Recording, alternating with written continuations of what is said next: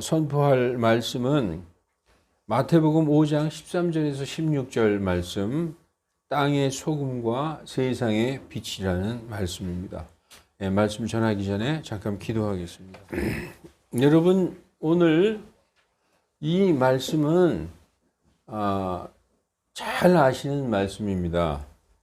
땅의 소금과 세상의 빛이 되라. 너희는 땅의 소금이고 세상의 빛이라. 빛과 소금의 역할을 감당하라. 이런 말씀 너무나 많이 들으셨죠?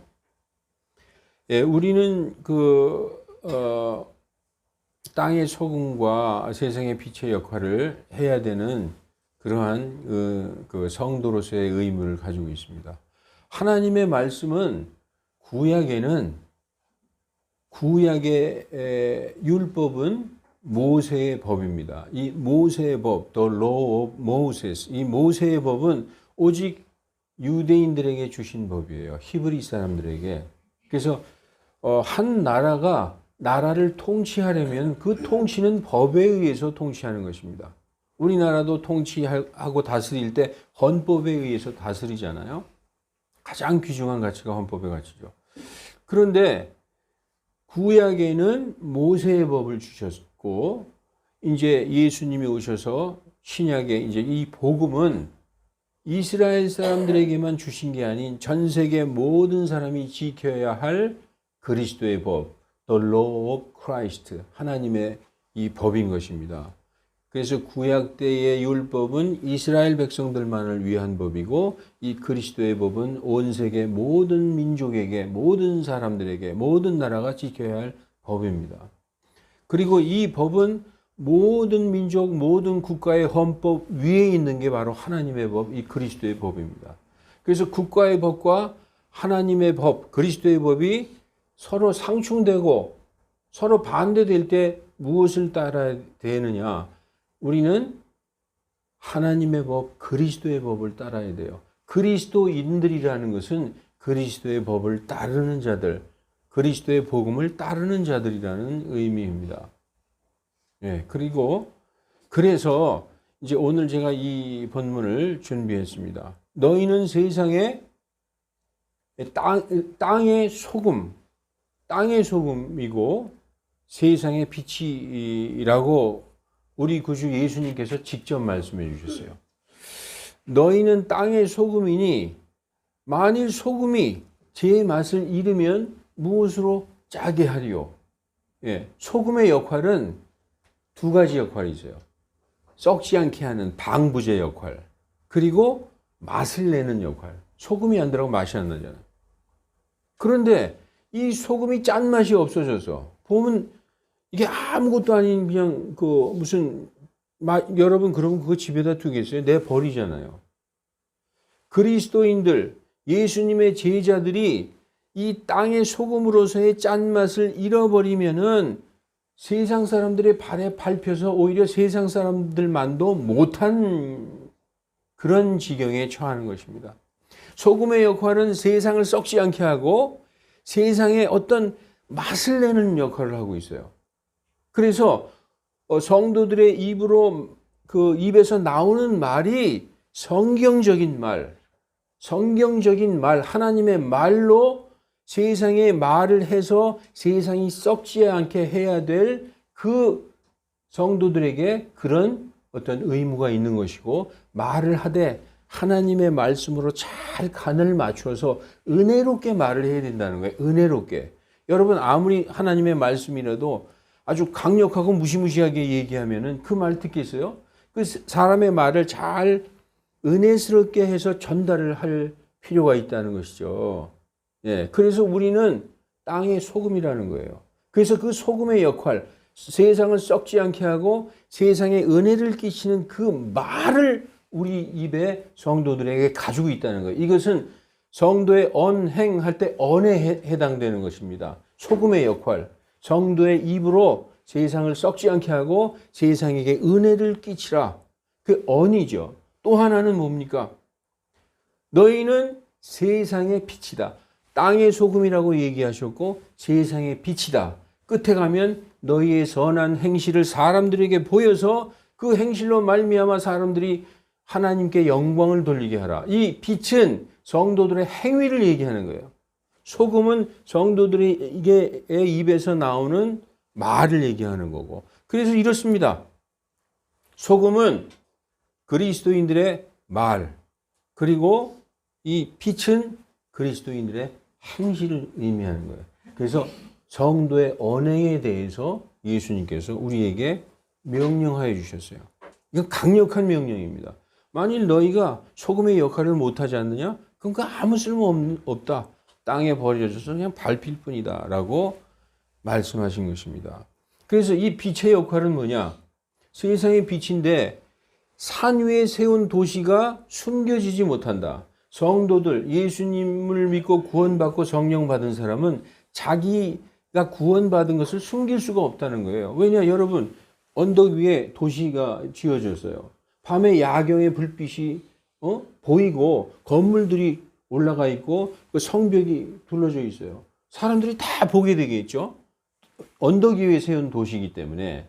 그리고 우리의 의지와 상관없이 우리를 사람들이 다 보고 있다는 것입니다. 그리고 또 이제는 우리더러 너희는 등불인데 그 등불을 켜서 누가 그 책상 밑에 넣어두겠느냐. 등불의 목적은 등잔대 위에 놓고 이 방안을 환히 비치기 위해서 등불을 켰다. 그러니까 너희의 행위를 숨기지 말고 등불을 비춰서 환하게 비치는 역할을 하라는 것이죠. 그게 바로 성도의 선한 행위라는 것입니다. 그것을 사람들에게 보여야 된다는 거예요. 성도들은 입을 열어서 세상을 썩지 않게 하는 말을 해야 될 의무가 있고 그 말을 은혜롭게 해야 될 책임이 있고 그의 행위가 사람들에게 보여져서 그 선한 행실로 믿지 않는 세상 사람들로 인하여 하나님께 영광을 돌리게 해야 될 의무가 있다라고 이 말씀을 주신 거예요.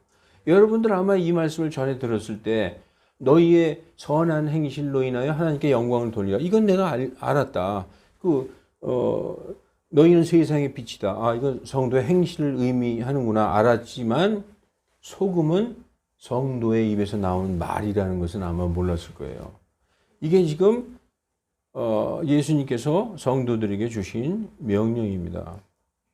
예, 그런데 그래서 골로새서 4장 6절에 보면은 너희 말을 소금으로 간 맞추어.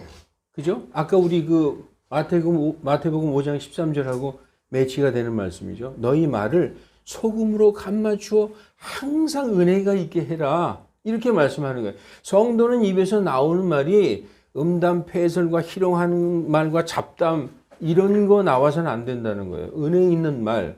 여기 가만 들어보니까 참 그리스도인으로서 이 사람 정말 말이 너무나 고상하다. 이 말이 나와야 된다는 거예요. 그리하면 너희가 각 사람에게 마땅히 대답할 바를 알게 되리라. 알게 된다는 거예요. 누가 알게 해 주실까요?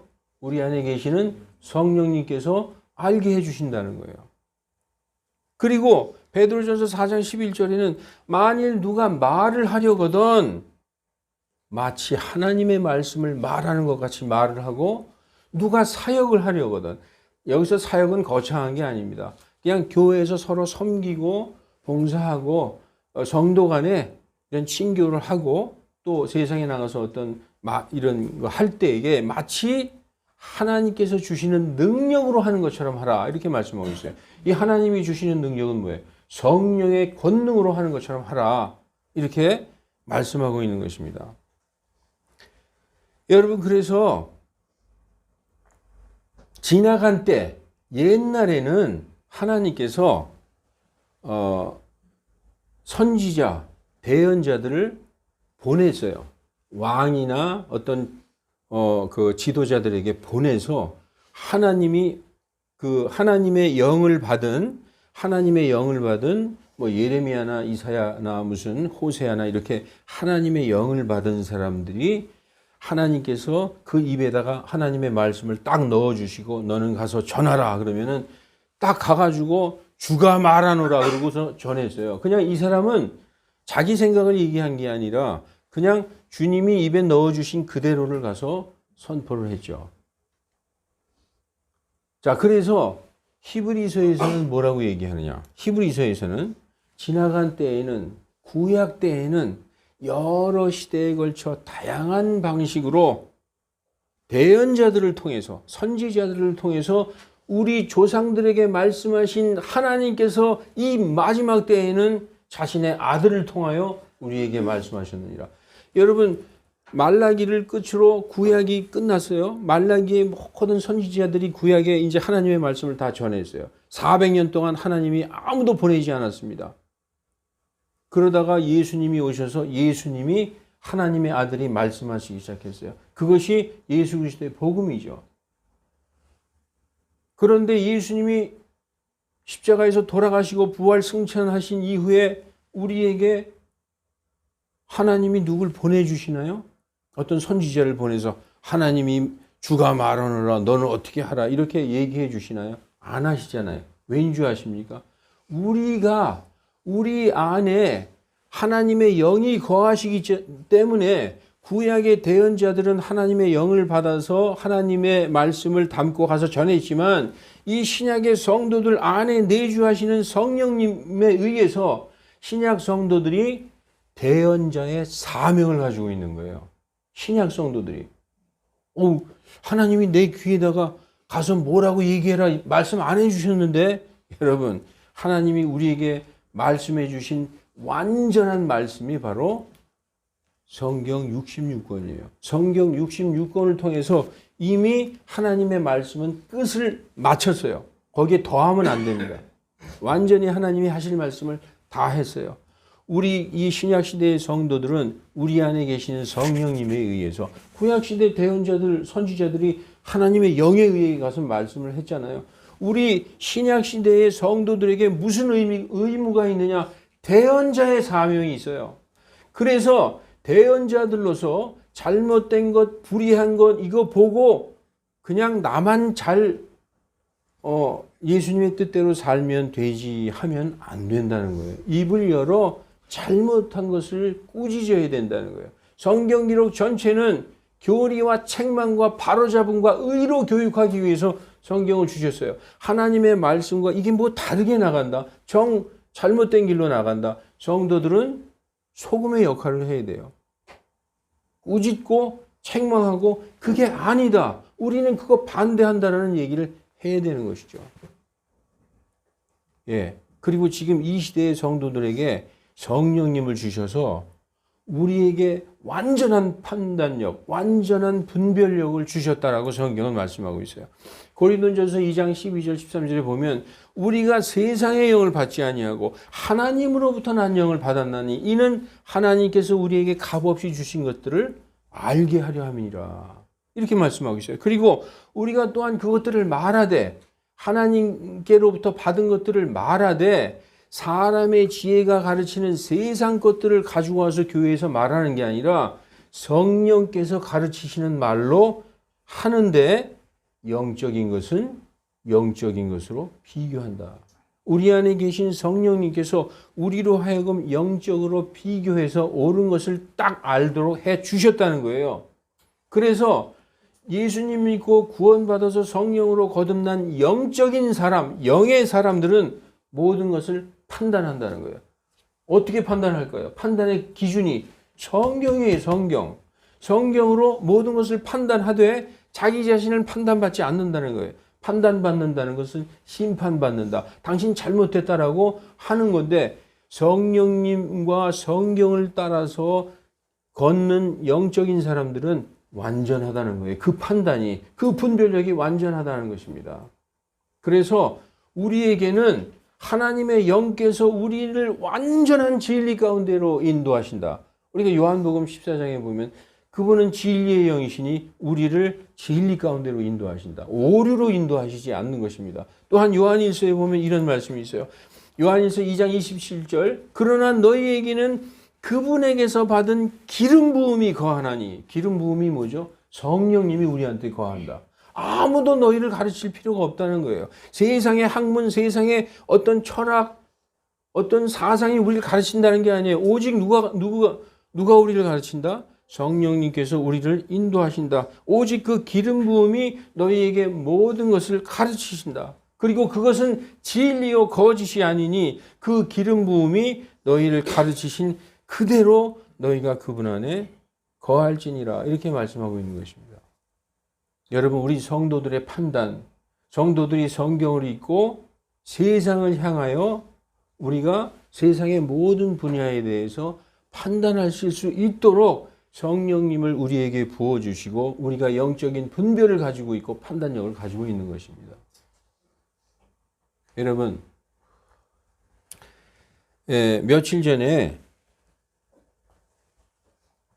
우리 교회 형제분들 중 한 분이 이제 여러분들 다 아시잖아요.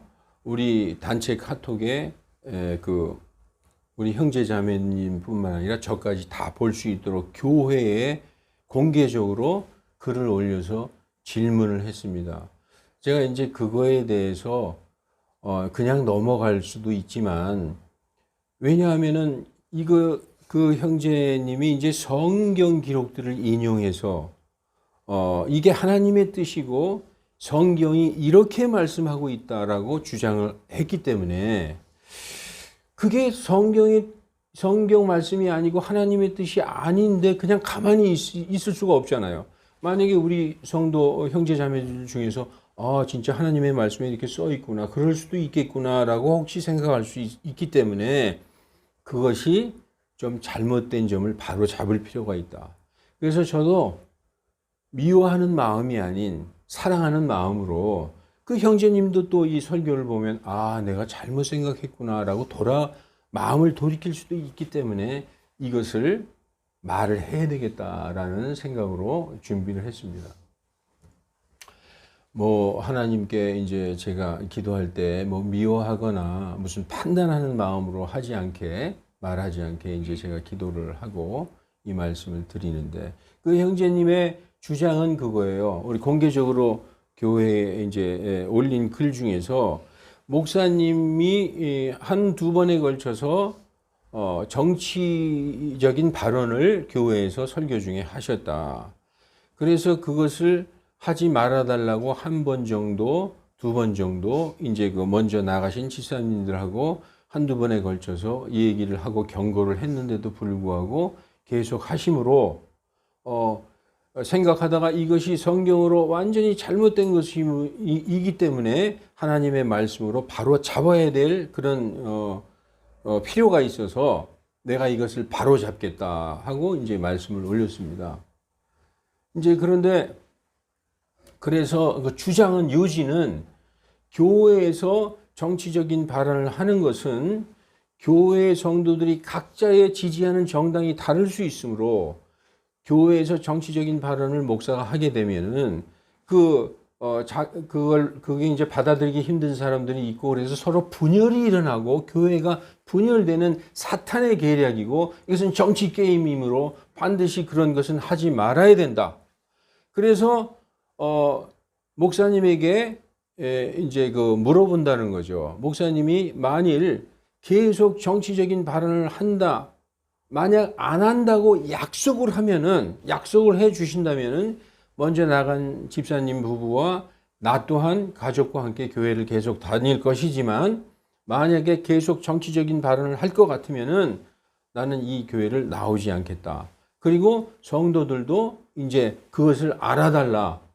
성도들에게도 이제 어떤 동의를 구하는 것 같은 그러한 말씀을 올렸습니다. 근데 이제 제가 이제 그것을 보면은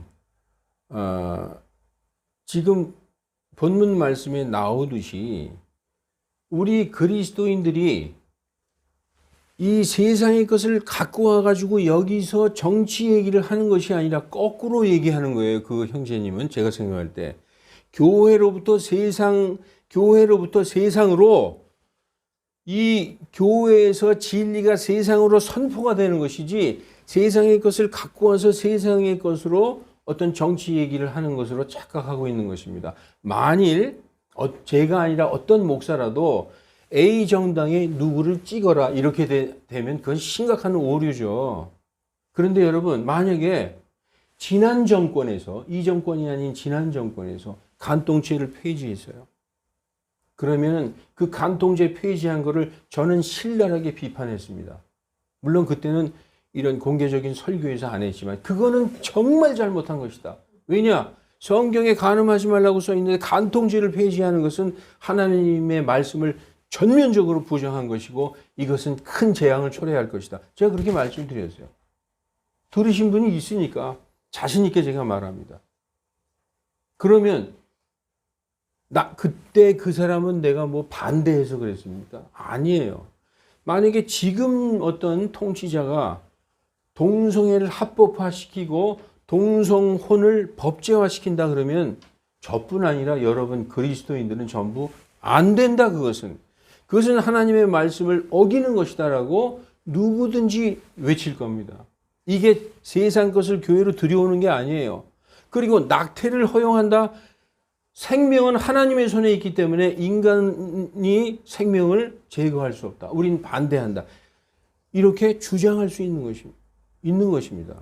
그런데 여러분, 그러한 어떤 간통죄 폐지나 동성애 합법화라든지 무슨 낙태 합법화라든지 이런 것보다 100배, 1000배, 10,000배 더 비성경적인 것은 나라가 공산화되는 거예요.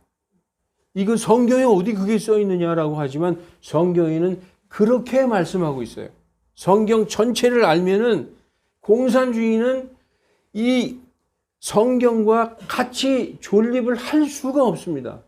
여러분 많은 사람들이 그래요. 왜 사유재산을 다 갖다가 사도들 앞에 놓고 전부 분배했지 않느냐. 그래서 모자란 사람도 없고 남은 사람도 없지 않느냐. 오히려 예수님은 공산주의 시스템을 오히려 이거를 더 이렇게 좋아하시는 것 같은데 여러분 왜 거기만 봅니까? 부자가 있기 때문에 가난한 자들에게 논아줄 수 있었던 거예요. 공산주의에서는 부자도 없고 가난한 사람도 없어요. 모든 기업체와 생산수단이 국가 운영으로 해서 주거지와 식량을 그냥 공동으로 똑같이 배급해주는 배급제예요. 이게 부자가 가난한 자를 위하여 자기 재산을 팔아서 나눠주고 이런 거 없습니다. 그리고 여러분, 예수님은요, 많이 심은 자는 많이 거두고 적게 심는 자는 적게 거둔다고 얘기하셨어요. 이건 뭐냐면 또 헌금 많이 하라는 얘기가 아니라 그렇게 많이 헌신 봉사하고 자기의 믿음을 위해서 교회를 위해서 믿음의 행위를 한 사람에게 보상해 주시겠다고 말씀하신 것입니다. 여러분 달란트에 비유해서 5달란트 가지고 5달란트 벌은 그 종에게 잘하였도다 신실하였도다 내가 열심히 했으니까 더 주겠다. 그리고 1달란트 갖다가 땅속에 숨겨놨어요. 그 자에게 뭐라고 그랬어요? 있는 것까지도 뺏어가지고 많이 있는 자에게 줬어요. 예수님은 땀 흘려서 열심히 일하고 주신 일에 충성하고 많은 열매를 거두고 이런 사람에게 더 큰 보상을 주시는 거예요. 공산주의로 저 사람 열심히 봉사하고 열심히 자기의 재산을 가난한 자들에게 나눠줬는데 나는 안 해도 돼. 왜냐하면 나중에 골고루 분배해 주실 테니까. 예수님은 공산주의를 좋아하시니까. 맞나요? 아니에요. 성경은 절대로 공산주의를 얘기하지 않습니다. 성경 자체가 그거를 용납하고 있지 않아요.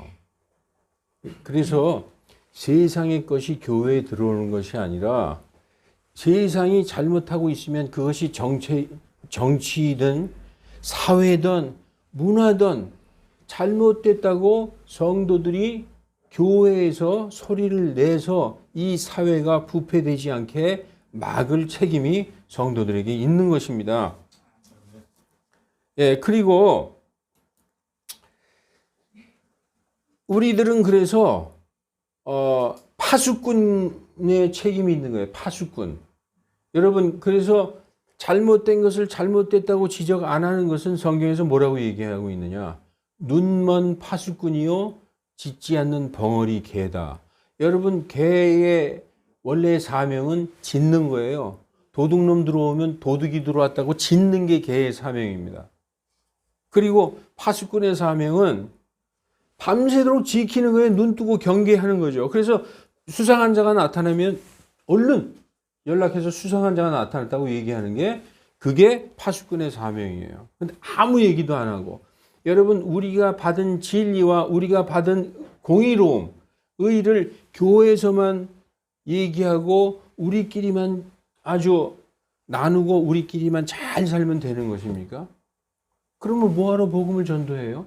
우리끼리만 매단다는 사람끼리 다정하게 지내지.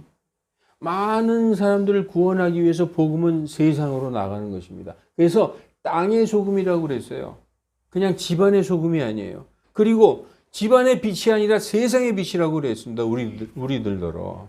그래서 우리는 나아가서 잘못된 것을 꾸짖을 그런 사명이 있어요. 우리 이 예레미야서 6장 16절부터 21절 제가 금방 잠깐 읽겠습니다.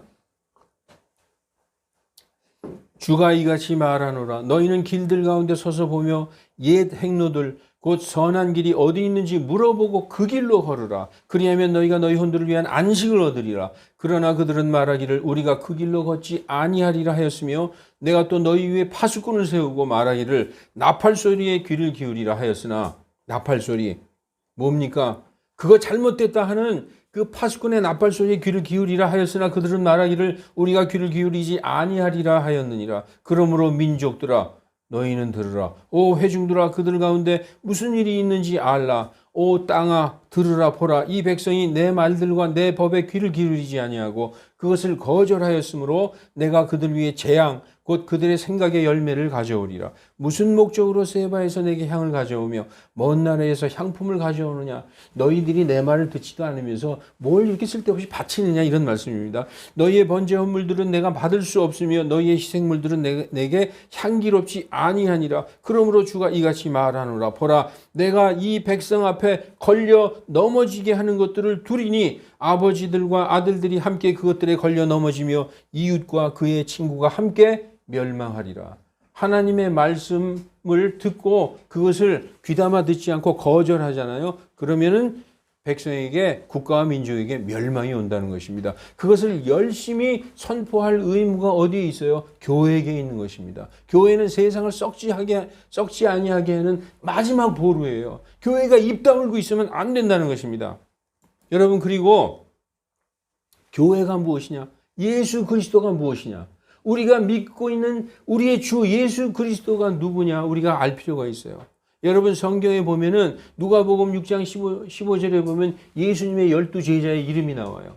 마태복음 10장 4절에도 나오고 비교해 보면은 여기 제가 지금 예수님의 12 제자의 이름이 쫙 나오는데 이 누가복음 6장 쭉 나오는데 여기서 셀롯이라 하는 시몬이 나오죠. 셀롯이라 하는 시몬.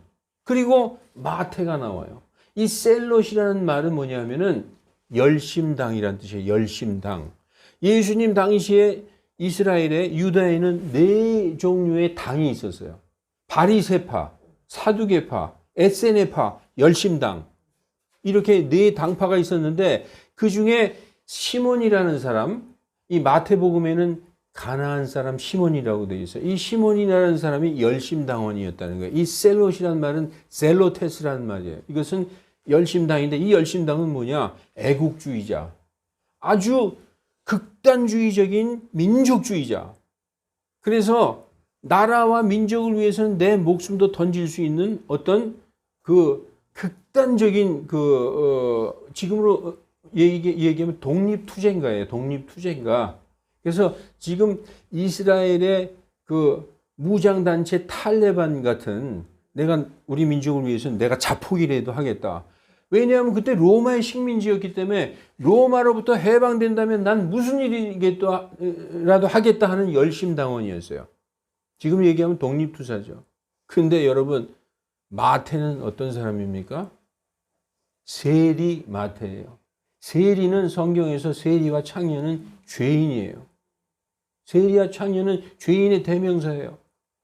그리고 왜 세리가 죄인의 대명사냐? 우리가 잘 알아듣기 쉽게 하면 앞잡이였어요. 앞잡이. 친일파. 왜냐하면 로마군하고 다니면서 세금을 징수하러 다니는데 막 토색하는 일을 했어요. 그래서 누가복음 16장에 보면은 삭개오는 세리장이었는데 그는 부자였더라. 그거는 예수님 앞에 고백하죠. 내가 네 것을 토색한 적이 있으면 4배를 갚겠나이다. 세리들은 거의 부자였어요. 민족 반역자로 생각했어요. 죄인으로 생각했어요. 인간이 아니라고 생각했어요. 한마디로 시몬은 독립투사 출신이고 지금도 그런 마음을 갖고 있는 청년이고, 이 마태는 민족 반역자 같은, 앞잡이 같은 그런 사람이 예수님의 제자 안에 같이 있는 거예요. 예. 그러면은 우리 같으면 이 정치적인 성향, 이것이 완전히 극과 극이요. 우파좌파는 그건 비교도 안 될 정도로 완전히 같이 함께 있을 수 없는 조합이 예수 그리스도의 제자로 이렇게 있는 것입니다. 근데 여러분, 예수님 안에, in Christ Jesus, 예수님 안에서 그러한 절대적으로 어울리지 않는 서로 원수 같은 그런 사람들이 하나가 될 수 있었을까요? 하나가 될 수 있었어요. 그리스도 예수님 안에서는 하나가 되는 거예요. 하나가. 이게 무지무지하게 중요한 거예요. 이걸 모르고 교회를 다니면은 그 교회 다니나 마나예요. 우리가 그리스도 예수님 안에서라는 이 의미가 얼마나 큰 것인가, 이걸 모르고 있어요. 여러분, 이 셀롯이라 하는 시몬이 누구냐 하면은 바로 여기 10장 4절에 가나안 사람 시몬이거든요. 가나안 사람 시몬. 그런데 시몬만 열심당원이 아니라 거기에 보면 야고보도 열심당원이고, 별명이 닷대오로 하는 레페우스도 열심당원이었어요. 그리고 유다도 열심당원이었어요. 그 예수님 제자 중에서 4명이 열심당원이었어요. 그러면은 그들이 정치 얘기 안 했을까요? 많이 했죠. 성경에도 나와 있어요. 정치적인 야망과 의욕이 무지무지하게 강했어요. 그들은 예수님을, 우리를 구원하시는 어떤 영적인 메시아가 아니라 정치적인 메시아로 처음에 봤어요. 그래서 이 놀라운 능력을 가진 이 메시아를 쫓아다니면 언젠간 우리가 정치적으로 한자리 하겠구나, 이 목적으로 쫓아다녔어요. 예수님의 제자 야고보와 요한의 어머니 살로메는 예수님에게 살짝 나와서 이런 얘기도 했어요. 주여, 주님께서 왕국에 앉으실 때, 다시 말해서 이 나라를 딱 해방시켜서 어떤 왕국을 딱 건설할 때에 우리 아들 하나는 오른쪽에 앉혀주시고 하나는 왼쪽에 앉혀주십시오. 그랬어요. 이 제자들이 그거 듣고 막 열받아했어요. 지네들이 다 해먹으려고.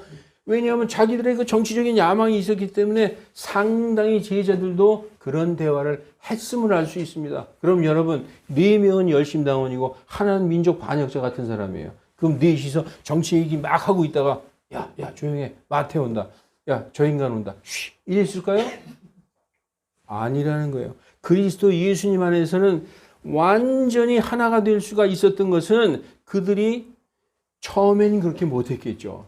그러나 예수님이 돌아가시고 성령님이 오시고 그들은 예수님의 뜻대로 다 순교를 했어요. 그리고 예수님의 기도에서도 알 수 있어요. 예수님의 기도 요한복음 17장에 보면은 아버지께서 주신 자 중에서 하나, 멸망의 아들 이외에는 내가 하나도 잃어버리지 아니하였나이다. 멸망의 아들 가롯 유다 이외에는 그 11명의 제자가 다 예수님과 그 하나가 되었다는 얘기입니다. 여러분, 그래서 예수님 안에 있다는 것이 이 무슨 정치 어떤 인간의 사상 이런 거 가지고 예수님 만약에 마태가요, 야 정말 내가 더러워서 못 있겠다, 너희들 열심당원들 그렇게 잘났어, 나 나갈래, 그러고 나갔어요? 아니잖아요. 여러분, 성경의 이 말씀을 주목하시기 바랍니다. 갈라디아서 5장 6절, 예수 그리스도 안에서는 할례나 무할례가 아무 소용이 없고 오직 사랑으로 일하는 믿음뿐이니라. 그들의 믿음이 하나면 예수님 안에서 하나가 되는 거예요. 믿음으로 모든 것을 초월한 것입니다. 여러분, 갈라디아서 이제 6장 15절에 그리스도 예수님 안에서는 할례나 무할례가 아무 소용없고 오직 새로운 피조물이다. 옛날에 우리의 정치적인 어떤 나의 이데올로기, 나의 학식, 나의 어떤 배경, 나의 모든 이런 거 그리스도 예수님 안에서는 없다는 거예요. 없다는 거예요. 할례나 무할례. 할례는 뭐예요? 유대인이에요. 유대인. 할례자 그러면 유대인이에요. 무할례자 그러면 이방인이에요. 그러면 유대인들이 할례자인 유대인들이 무할례자인 이방인들을 볼 때는 개라고 생각했어요. 하나님도 모르고 율법도 없는 개들이다. 심지어 같은 민족이지만 피가 섞인 사마리아도 지나가지 않았어요. 예? 우리 민족의 순수성을 잃어버려서 아시리아로 끌려와서 전부 혼혈이 돼버렸네. 피가 섞였네. 글로 지나가지도 않았어요. 같은 민족인데도. 이방인들은 개로 취급했죠. 그러나 그렇게 전혀 섞일 수 없는 기름과 물 같은 할례자와 무할례자가 그리스도 예수님 안에서는 오직 사랑으로 일하는 믿음으로 하나가 됐다고 얘기하고 있습니다. 여러분, 그리스도 예수님 안에서는 빌레몬이나 오네시모나, 빌레몬은 오네시모의 주인이에요. 오네시모는 노예예요. 그때 당시 주인은 노예를 죽일 수도 있어요. 그런데 예수님 믿고 형제가 됐어요. 그리스도 예수님 안에서. 하나라는 거예요. 더 이상 주인과 종이 아닌. 이렇게 그리스도 예수님 안에 있는 것을 모르면은 교회를 이해할 수 없습니다. 교회를. 여러분, 교회가 뭔지 아십니까? 여러분, 제가 하나의 예를 들을게요. 숫자로. 만일 여러분의 취미를 100이라고 칩시다. 여러분 각자 갖고 있는 그 취미 있잖아요. 내가 좋아하는 거. 그 취미를 100이라고 쳐요. 그러면은 우리의 직장은 얼마일까요? 숫자가. 먹고 살고 가족을 부양해야 되니까 취미보다 훨씬 높은 가치잖아요. 직장은 1000이라고 쳐요. 그러면 우리의 정치적인 신념, 어떤 정당을 지지하고 이런 정치적인 신념은 10배로 크다고 칩시다. 만이라고 쳐요. 왜냐하면은 그것 때문에 직장을 때려치기도 하고 부모 형제끼리 정치 얘기하다가 싸움도 하고 엄청나게 이게 큰 이슈예요. 그러니까 그게 직장보다 더 큰 10배의 개념으로 만이라고 칩시다. 가족은 수치가 얼마나 될까요? 가족은 아마 100만일 거예요. 가족보다 정치가 중요하진 않잖아요. 가족이 더 중요하죠. 100만이에요. 여러분, 그러면 교회는 숫자로 치면 얼마나 될까요? 내가 예수님 믿고 들어와서 예수님의 몸된 교회의 지체로서의 나와 다른 성도가 또 예수님의 지체로서의 그 성도의 가치가 얼마나 될까요? 제가 얘기해 볼까요? 1000조, 억조. 이건 숫자로 얘기한 거지만 무한대라는 거예요. 가격으로 매길 수 없는 가치 안에 우리가 들어와 있어요. 우리가 옛날에 엄청난 가치를 가지고 있던 나의 학식, 나의 어떤 정치적인 이러한 입장, 이거보다 훨씬 뛰어넘는, 심지어 우리의 가족보다도 더 뛰어넘는 가치가 바로 교회라는 가치예요. 이걸 모르면은 그 하위 가치 때문에 얼마든지 교회를 때려칠 수 있는 거예요. 그게 교회가 무슨 내 생각에 안 맞는데. 이게 아무것도 아닌 얘기 같이 들릴지 모르지만 교회라는 것, 내가 그리스도 예수님으로 말미암아 구원받아서 예수님의 몸된 교회의 지체를 이루고 있다는 것을 가볍게 여기면은 그런 일 얼마든지 할 수 있습니다. 얼마든지 할 수 있어요. 분명히 성경은 그리스도 예수님 안에서는 할례나 무할례가 아무 소용이 없고 오직 사랑으로 일하는 믿음이라고 말씀하고 있습니다. 여러분, 교회에서 정치적인 것 때문에 분열이 돼요? 정치적인 것 때문에 분열이 되고 교회가 깨진다. 깨지게 두는 게 나아요. 그건 더 이상 교회로서 하나가 되지 않다는 거예요. 그거 억지로다가 서로 안 맞는데 얘기 안 하고 쉬쉬하면서 정치 얘기만 나오면 막 싸우고 분열되고 이게 교회입니까? 이건 아니에요. 그냥 그럴 바에는 딱 갈라서고 하나가 되는 게 나아요. 하나. 예. 성경 에베소서는 이렇게 얘기하고 있어요. 너희가 한 소망 안에서 부르심을 받았으므로 너희에게는 한 몸, 한 성령, 그리고 한 침례, 한 주님, 한 믿음, 한 하나님. 이 모든 걸 하나를 얘기하는 게 우리가 하나가 되어야 된다는 거예요. 하나.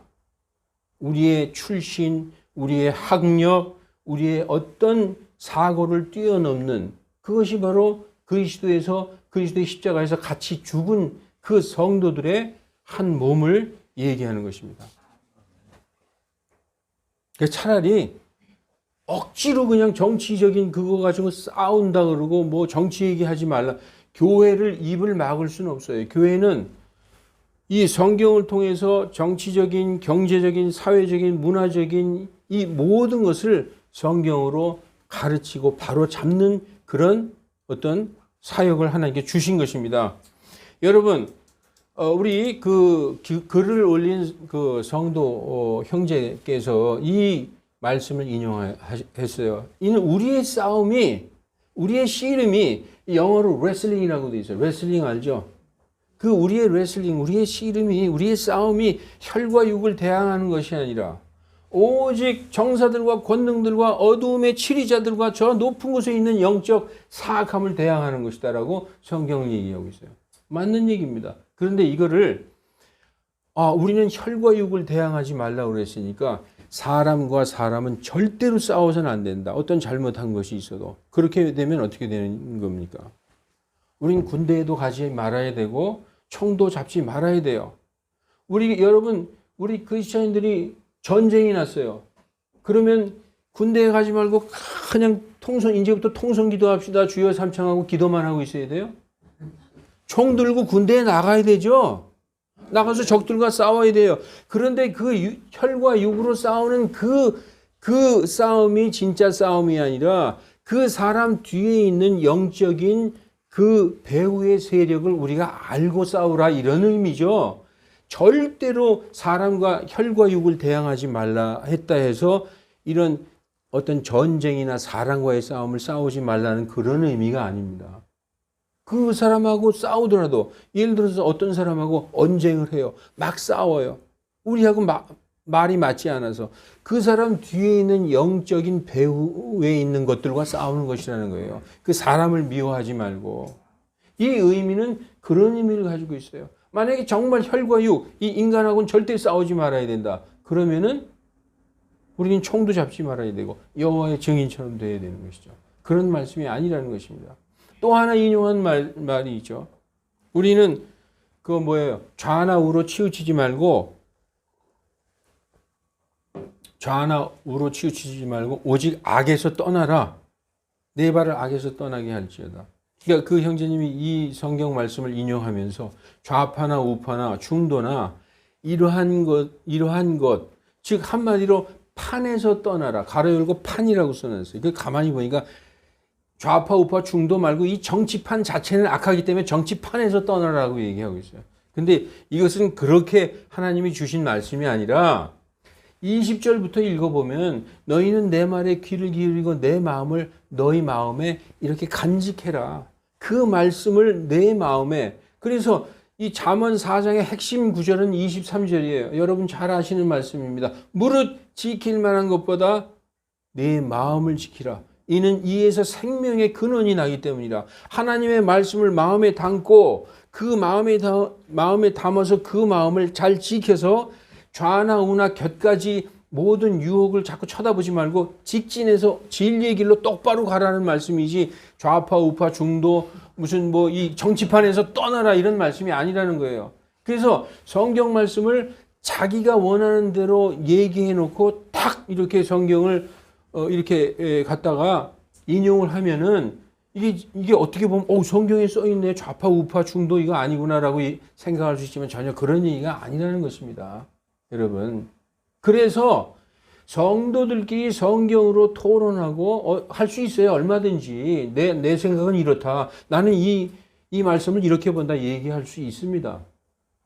그러나 어떤 사람이 회중에게, 교회에게 가르치는 목적으로 어떤 말씀을 선포할 때는 아무나 선포할 수 없는 게 성경적으로, 교리적으로, 신학적으로 딱 정립이 되고 훈련되지 않은 사람이 자기가 그냥 하고 싶은 얘기를 하면서 성경을 갖다가 인용을 하면은 잘못된 얘기를 성경 말씀인 것처럼 포장해서 할 수 있다는 거예요.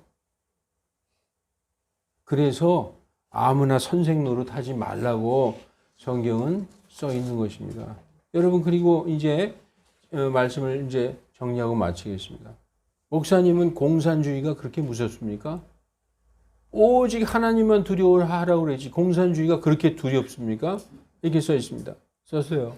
근데 하나님은 우리가 두려워할 때 하나님이 호랑이나 사자 같아서 핵폭탄 같아서 두려워하는 겁니까? 하나님을 두려워하라 할 때 그 두려워하는 것은 하나님을 경외함으로 두려워하라. 그분의 말씀에 순종함으로 두려워하라. 그분의 거룩하심 앞에서 두려워하라는 뜻이에요. 무서워라 이런 뜻이 아니라 공산주의가 되면은 하나님을 두려워하라는 의미하고는 다르게 우리가 더 이상 신앙생활을 영위할 수가 없고 기독교는 완전히 박멸되는 것입니다. 여러분 우리나라의 상황은 우리나라가 만약에 자유민주주의로 흡수통일하면 몰라도 공산주의로 북한에서 공산주의로 이 적화통일이 되면 어떻게 되느냐 하면은 두 신을 섬길 수가 없어요. 여러분 그 주체사상 잘 모르죠. 저도 잘은 모릅니다만 김일성을 아바이 김일성이라고 불러요. 우리는 살다가 우리는 하나님에게서 태어났다고 그러잖아요. 우리는 예수 그리스도로 말미암아 성령으로 거듭났다. 하나님에게서 태어났다. 하나님의 아들 딸들이 되어서 아버지라고 그러죠. 이북에는 김일성 주체사상이 정치적인 그게 아니라 종교예요, 종교. 우리는 죽지만 우리 아바이 수령 동지에게서 태어나서 영원히 산다라고 그 종교를 믿고 있어요. 그렇게 되면 우리 기독교와 그 김일성 주체사상과 존립할 수 있어요? 기독교는 다 박멸되고 없어지는 겁니다. 안 무서워요? 무섭죠? 왜냐? 우리의 이 지금 자유로운 신앙, 하나님이 원하는 것은 너희는 모든 사람을 위하여 기도와 간구와 그리고 중보와 감사 기도를 드리되 이 왕과 통치자들을 위하여 즉 나라를 다스리는 정치가들을 위하여 기도하라. 이것은 너희가 조용하고 그 정확한 정직하고 조용한 가운데 평안하고 화평한 생활을 영위하게 하려 함이니라.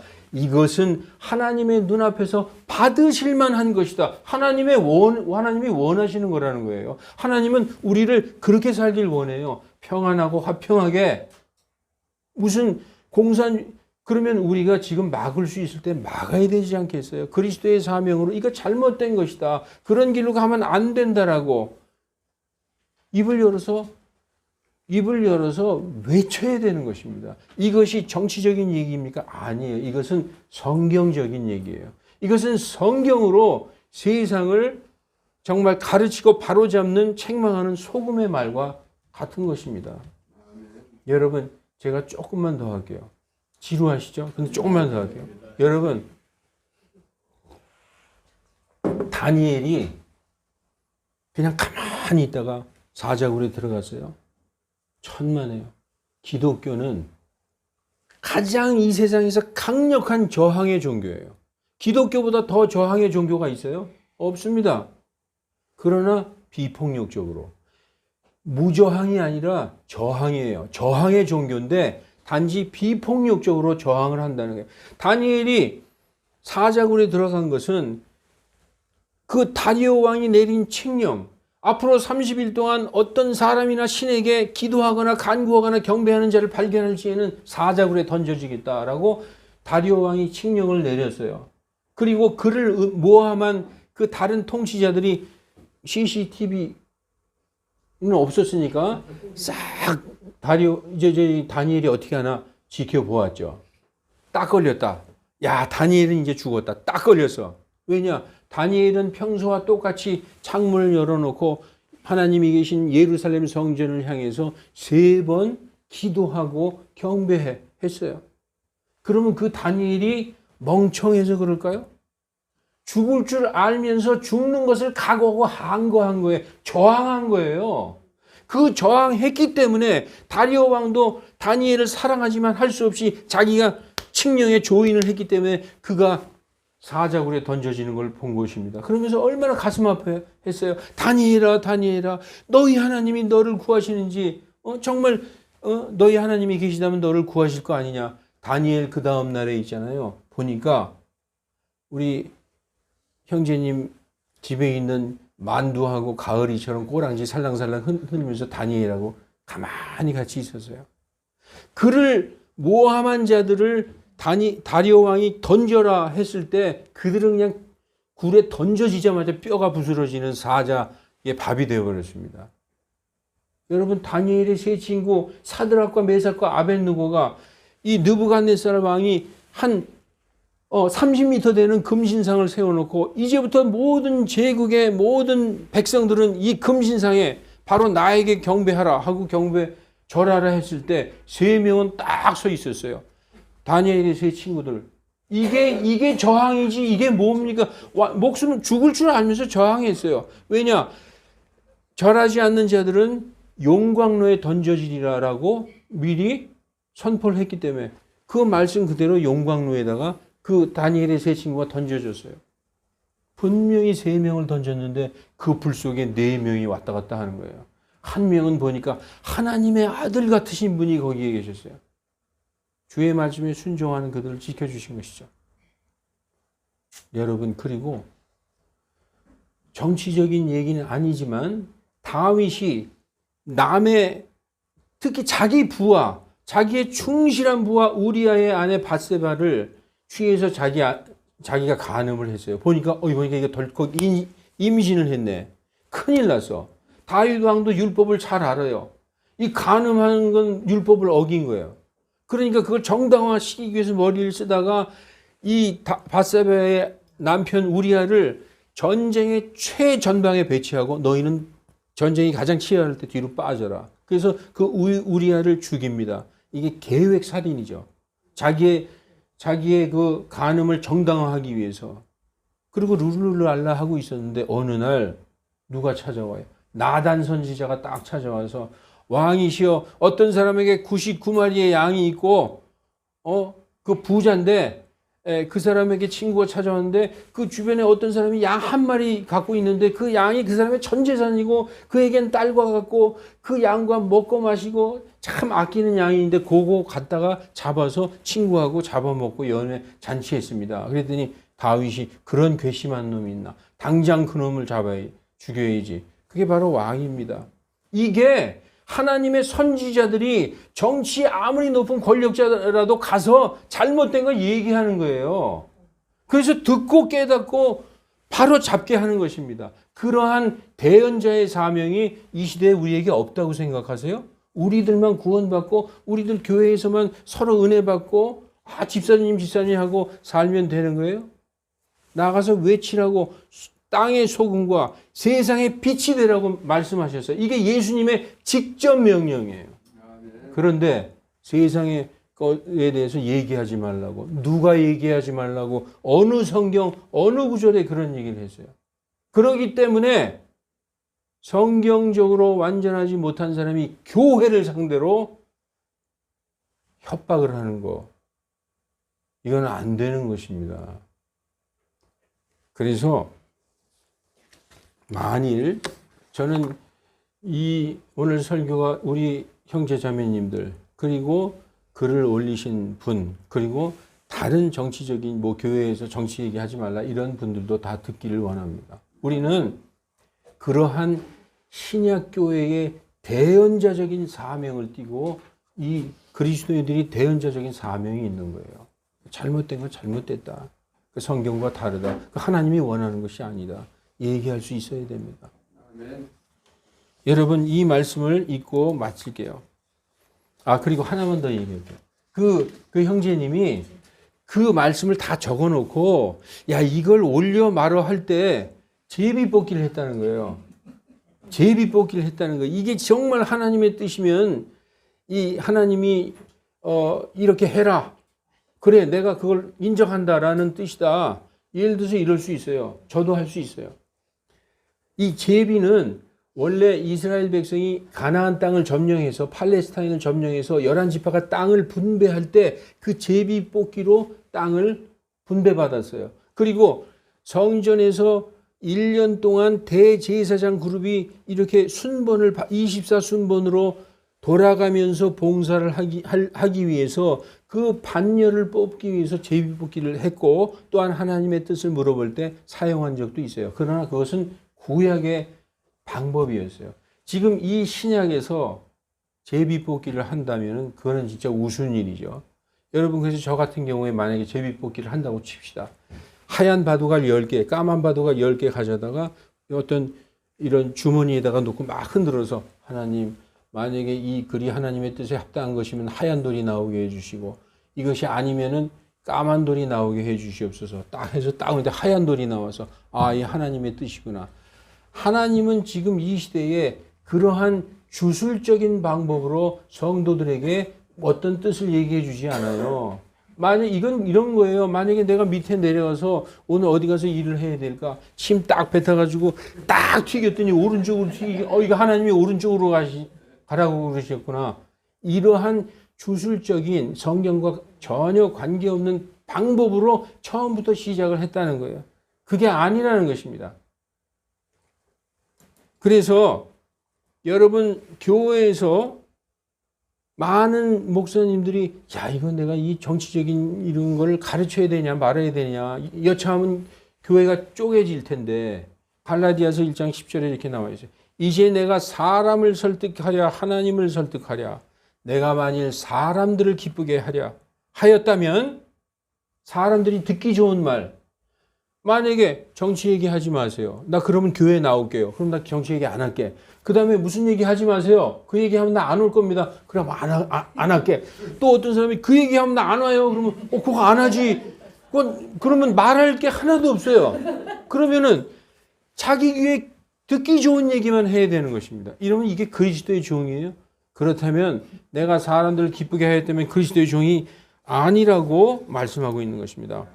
그래서 고린도전서 1장 10절에 형제들아 이제 내가 우리 주 예수 그리스도의 이름으로 너희에게 권하노니 너희가 모두 같은 것을 말하고 한 마음이 되어야 된다는 거예요. 이 교회는 아까 말씀드렸죠. 그리스도 예수님 안에서는 할례나 무할례가 아무 소용이 없고 오직 사랑으로 일하는 믿음뿐이다. 그러니까 너희 가운데 분열이 없이 같은 마음과 같은 판단으로 완전히 함께 결합하라. 이렇게 말씀하고 있어요. 여러분, 그래서 교회는 사랑의 반석 위에 세워지지 않으면 항상 흔들흔들합니다. 여러분, 사랑은 오래 참는 거예요. 사랑은 우쭐하지 않는 거예요. 사랑은 자랑하지 않는 거예요. 교만하지 않는 거예요. 사랑은 뭐냐? 사랑은 오래 참고 모든 것을 믿고 모든 것을 바라고 모든 것을 견디어 나가면서 그 그리스도의 공동체로 한 몸으로 여러분 너무나 제가 오늘 아픈 마음으로 이것을 전했는데 형제님 잊지 마시기 바랍니다. 우리 그리스도인들이 말씀에 굳게 서 있으면 말하게 돼 있는 것입니다. 기도하십시다.